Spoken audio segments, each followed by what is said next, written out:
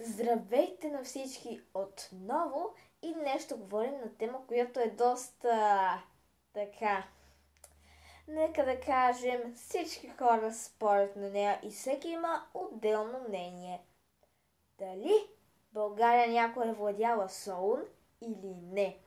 Това е една доста интересна тема и понеже аз съм в 6-ти клас и по история, буквално последния ни урок беше България по времето на Иван Сен II.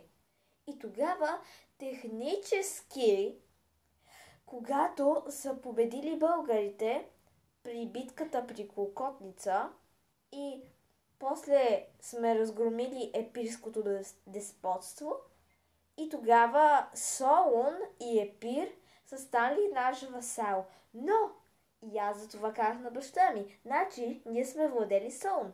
Но всъщност се оказа, че това да си васал на някаква държава, нейните войски не са в васалите й. Аз не знаех, аз си мисля, че са просто като автономни области. Но те са като отделни държави, просто като на картата и политически за една държава.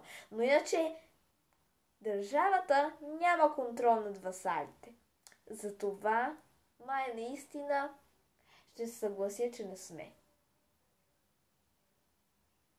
Не е вярно.